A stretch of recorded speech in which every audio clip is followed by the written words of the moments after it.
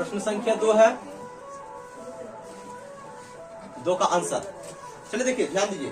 प्रश्न यही बोल रहा है कि दर्शाइए कि कोई भी धनात्मक विषम पूर्णांक 6q+1 या 6q+3 या 6q+5 के रूप में होता है, जहां बोल रहा है q कोई क्या है, पूर्णांक है। ठीक है ना। चलिए सबसे पहले हम लोग मान लेंगे, देखिए ध्यान दीजिए, माना कि ए कोई एक विषम पूर्णांक संख्या है।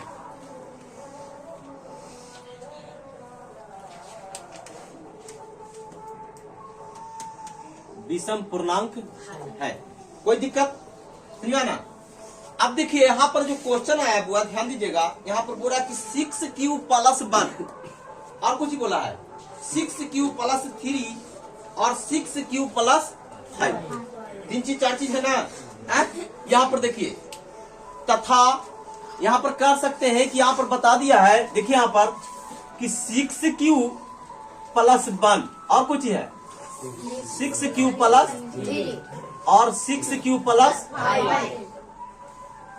यानी यहां पर हमारा b का मान 6 दे दिया है, दे दिया ना। a बराबर bq+r होता है, ये तो बताए थे हम। यहाँ पर देखिए b बराबर कितना दिया आपका, 6 दिया है ना, है ना। हम लिख सकते हैं कि माना कि ये कोई एक विषम पूर्णांक है ना, जहां b बराबर क्या है, 6 है ना। b बराबर क्या है, 6 है। अतः r बराबर 0, 1, 2, 3, 4, 5 है। अब समझिए यहां पर थोड़ा सा पाचित क्यों लिए, समझ लीजिए सबसे पहले, ठीक है ना। यहां पर दिया गया b का मान जो 6 है बुआ, पहले समझ लीजिए, b का मान जो आपका 6 दिया गया है, जो है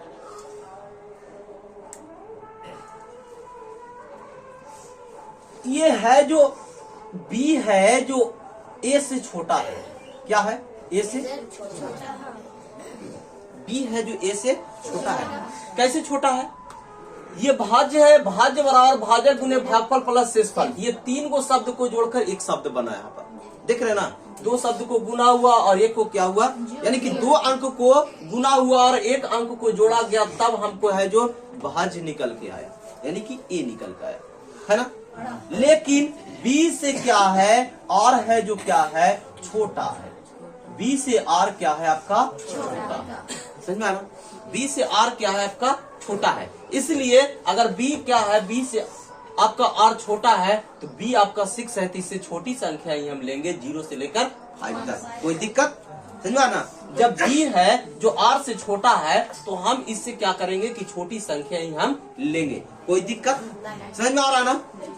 इसको हटाया वैसे और इसको भी हटाते हैं, ये तो समझ गए होंगे आप लोग। चलिए देखिए, यहां बता दिए कि अतः r बराबर 0, 1, 2, 3, 4, 5, जहां बताया कि a कोई अगर पूर्णांक है तो a है जो b से क्या है, बड़ा है ना, तथा r है जो b से क्या है, छोटा है। कोई दिक्कत, समझा ना। इसलिए यहाँ पर r बराबर, यानी r मतलब होता है शेषफल, यानी कि शेषफल क्या लेंगे, 0, 1, 2, 3, 4, 5 के रूप में ले सकते हैं। कोई दिक्कत। अब आगे चलते हैं, हम लोग कौन सा विभाजन विधि से बना रहे थे, यूक्लिड विभाजन प्रमेय से, है ना, यूक्लिड विभाजन प्रमेय से, है ना। देखिए अब यहां पर देखिए यूक्लिड विभाजन, अब देखिए यहां पर r बराबर, सबसे पहले देख लेते हैं, चलते हैं सबसे पहले केस नंबर 1, केस 1 में हम चलते हैं, ठीक है ना। केस 1 में चलते हैं, जब r बराबर 0 है, जब r बराबर क्या है, 0 है, ठीक है ना। पहला लेके चले हमें, जब r बराबर क्या है, 0 है, पहला केस 1 में हम चल रहे हैं, ठीक है ना। आज में r बराबर क्या है, 0 है। अब देखिए, इसलिए BQ, यानी कि इसलिए a बराबर BQ प्लस r, ठीक है, बी क्यू प्लस आर। देखिए तो ए बराबर बी का मान आपका कितना दिया गया है 6 है, क्यू और प्लस आर, यानी कि ए बराबर क्या लिखेंगे हम 6 क्यू लिखेंगे। अब देखिए कि ये सम है कि विषम है। क्वेश्चन में आया है कि क्या 6q प्लस 1, 6q प्लस 3 और 6q प्लस 5 विषम पूर्णांक संख्या है, यही ना पूछ रहे हैं। तो यहाँ पर देखेंगे कि ये सम है कि विषम है। इसको जांच करने के लिए हम सबसे पहले आप लोग को बताते हैं कि ये सम है कि विषम है। इसके लिए क्या करेंगे कि देखते हैं कोई भी एक हम विषम संख्या सी से गुना करते हैं। मान लीजिए 2 से 3 से गुना किए, 6 दिया, सम हो गया कि नहीं, हो गया ना। मान लीजिए 100 से भी हम गुना करते हैं तो 6 दूनी सम हो गया कि ना, है ना। अर्थात कहने का अर्थ है कि 6 में कोई भी विषम संख्या से अगर हम गुना कर रहे हैं, है ना, कोई भी विषम संख्या से हम गुना कर रहे हैं तो वह संख्या क्या हो जाती है, सम हो जाती है। इसलिए यह संख्या क्या है आपका सम है ना। यह संख्या क्या है आपका सम है, सम संख्या है। कोई दिक्कत, कोई प्रॉब्लम किसी को? चलिए चलते हैं केस नंबर 2। यहाँ तक समझ में आ गया ना। देखिए केस नंबर 2, जब r बराबर अगला बार कितना है, जब r बराबर क्या है 1। समझिएगा मैथ बड़ा है लेकिन समझिएगा तो बिल्कुल आसान हो जाएगा, ठीक है, बिल्कुल आसान हो जाएगा। तो देखिए जब r बराबर क्या है 1 लिए, ठीक है ना, तो देखिए बी क्यू प्लस आर, ठीक है, इसीलिए दांत कम की खोरा करो, ठीक है। तो b का मान कितना आपका 6 है, ये आपका क्यू हो गया, और यहाँ पर क्या है प्लस 1 है ना। चलो ठीक है 1। चलो देखिए 6 हो गया b का मान, क्यू तो आपका है ही, और क्या है यहाँ पर 1, ठीक है। r बराबर हम क्या रखे थे 1 रखे थे, 6 क्यू प्लस क्या हो गया 1 हो गया। अब देखते हैं कि सम है कि विषम है, ठीक है। क्यू हम कोई विषम संख्या ले लिए, यहाँ क्या है प्लस 18 प्लस क्या आया, सम क्या आया कि विषम, विषम आया ना, है ना। तो सम प्लस विषम, क्योंकि एक यहाँ पर क्या है विषम है, इसलिए यह क्या हो गया विषम हो गया। कोई दिक्कत, सम प्लस विषम क्या हो गया विषम हो गया, अर्थात यह क्या है आपका विषम संख्या है। कोई दिक्कत किसी को? समझ में आ रहा ना, सबको समझ में आ रहा ना। विषम संख्या एक पहचान गए ना हम। अब देखेंगे नेक्स्ट केस 3, जब r बराबर 2 होता है ना, तो यहाँ पर लिखेंगे a बराबर बी क्यू प्लस आर। तो a का मान कितना आपका है, b का मान 6 है, और r का मान कितना है 2। अब देखिए बताएं कि सम और सम, सम और सम ही होता है, क्योंकि यहाँ पर मान रखे कोई भी, मान लीजिए 3 रखे 6 या 18 2 20, या 2 रखे 6 12 2 18, सम ही आ रहा है ना, है ना। तो सम प्लस सम बराबर क्या हो जाएगा आपका सम। कोई दिक्कत है ना, ये विषम आया आपका नहीं आया, चेक कर रहे हैं। चलिए केस 3 हो गया, अब चलेंगे हम केस 4 में। यहाँ हटा दे इसको, तो आप लोग समझ गए होंगे।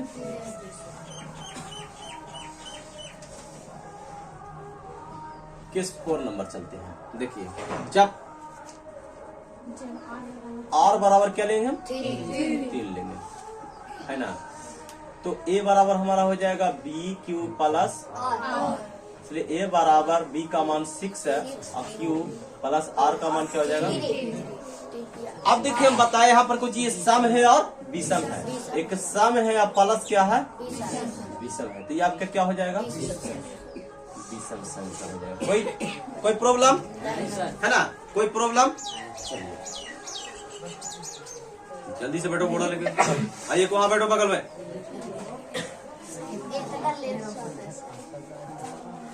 अरे बैठो, मार देगा तुम लोग रे। यहाँ बैठो आगे, वहां से पता चल जाएगा। देखिए तो यहाँ पर सम प्लस विषम क्या हो गया आपका विषम हो गया संख्या, ठीक है ना।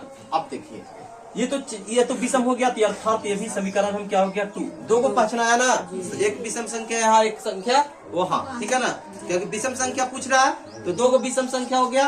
अब चलेंगे केस हम 4 तो हो ही गया ना, 5 चलेंगे ना। जब r बराबर 4 होता है ना, तो a बराबर बी क्यू प्लस r, तो a बराबर b का मान 6 और q प्लस r का मान 4। अब देखिए सम है और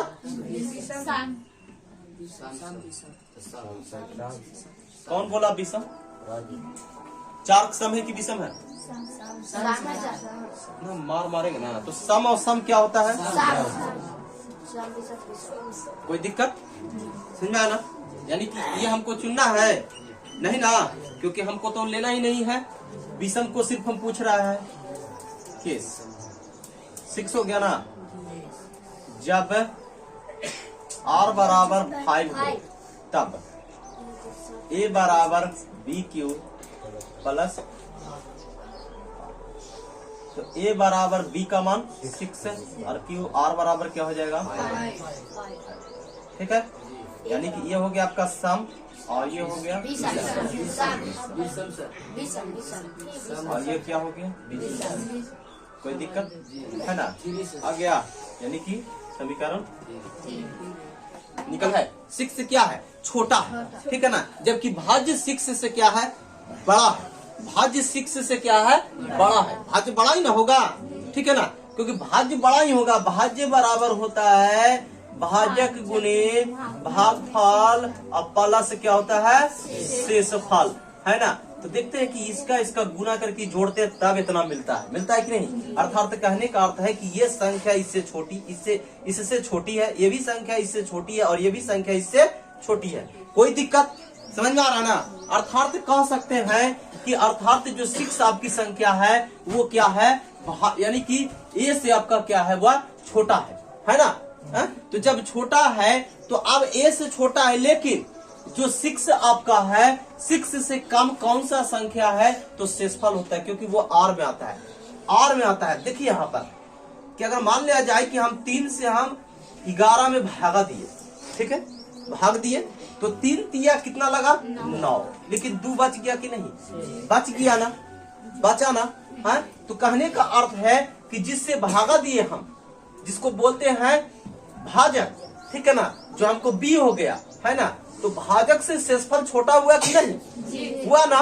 तो शेषफल हमेशा क्या है कि भाजक से हमेशा शेषफल छोटा होता है। अर्थात कह सकते हैं कि छो से है जो शेषफल हमेशा क्या होगा? छोटा ही होगा, क्योंकि ये भाजक 6 है ना। 6 आपका भाजक है और भाजक से हमेशा शेषफल क्या होता है? छोटा ही होगा। बड़ा ले लेंगे तो फिर भागा लग ही जाएगा, है ना। अर्थात कहने का अर्थ है कि हमेशा शेषफल है जो भाजक से छोटा होता है। इसीलिए इससे छोटी संख्या मान लिया जाए कि r बराबर कोई भी छोटी संख्या हो सकता है। वो 0 हो सकता है, 1 हो सकता है, 2 हो सकता है, 3 हो सकता है, 4 हो सकता है और 5 हो सकता है। ये हम कह सकते हैं, है ना। अतः हम कह सकते हैं, इसलिए समीकरण 1, 2 और 3, है ना, से स्पष्ट होता है कि कोई, ये आपका कहां से लिखे हम? बुक से बताए ना, कि बस उसी से छाप देना है। कोई धनात्मक पूर्णांक विषम पूर्णांक 6q प्लस 1, 6q प्लस 3 और 6q प्लस 5 के रूप में होता है।